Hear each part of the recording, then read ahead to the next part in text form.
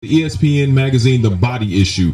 Big time magazine, big time publication, big time stars bring out big time entertainers and athletes right here in Hollywood, California. So I'm here with the First Lady of First Take. You can watch her every morning on ESPN along with Stephen A. Smith and Skip Bayless as she tries to separate the two and bring some sense to them.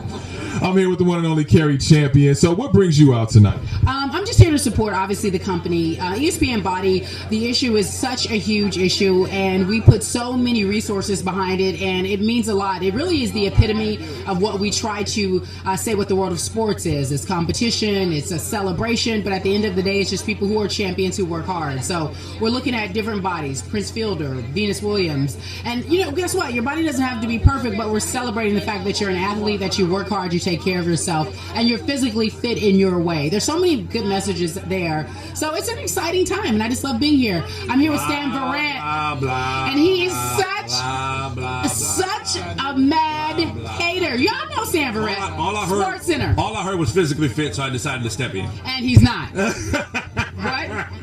What? Are you? No, are you? Well, that depends on your definition. No, I mean, we gotta, you know what I mean? That there's a sliding scale of physically fit. Now, if you put me up next to like Ben Watson here, well, no, not so much. Okay? Yes. But I don't have to do what he has to do for a living. This is my point of why we're celebrating the body issue. Because guess what? It depends on your definition. He's apropos, my friend. There you go. You guys catch him on Sports Center. He's on the LA version, representing the West Coast. Right. You work with Stephen A. Smith, you work with Skip Bayless. Everybody has their persona, what they see on TV, but what are they like off the camera? Can I be honest with you? Okay, so much of what you see on camera is who they are when they're at their worst, in terms of when their egos are being challenged. So that's truly who they are. It's not made up.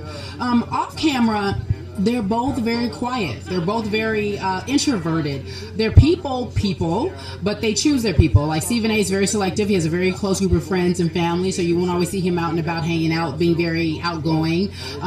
Skip is very quiet. He always talks about Ernestine, so that's who he's with. He's just always with Ernestine. So they're very much introverted people, but extremely loud on the show. Well, I'm just the opposite. I'm very introverted a bit on the show, but very gregarious in person, very social. Now, UCLA alum, how happy have you been with the football team with Coach JIm Mora and how he's turned that program around, especially getting away from the hype at USC? We had all the college coaches come in, and you know what I don't like? I don't like that the Pac-12 doesn't get any love. It's always about the SEC, how it's a direct funnel into the NFL, and there are several people who graduated from UCLA, and like Fourier, a lot of people went into the NFL and did really well. He plays with the Detroit Lions, a tight end. We've had a lot of really successful players. They're not big name players, and the Pac-12 isn't that direct funnel into the NFL, but UCLA has been doing really well. JIm Mora's turned that program around. He comes from a family of coaches, obviously, and so he has that in him, and he just fits the part. He fits the bill of a tough, really kind guy who just wants to get the job done and really wants to do well. So I'm really happy with him. I'm also happy with, and I know you didn't ask me, but I'm also happy with Steve Alford. We had him on the show today. He's the head basketball coach for UCLA. He too, in his first season, got a Pac-12 championship. Not bad. And I mean, it's hard to live up to John Wooden, the Wizard of Westwood, but I'm impressed and I'm happy with the direction of the school. It's been a while since we've had glory, so we need that. We can be in a bowl game, a real bowl game, and do well. I'm saying Rose Bowl this year, my prediction.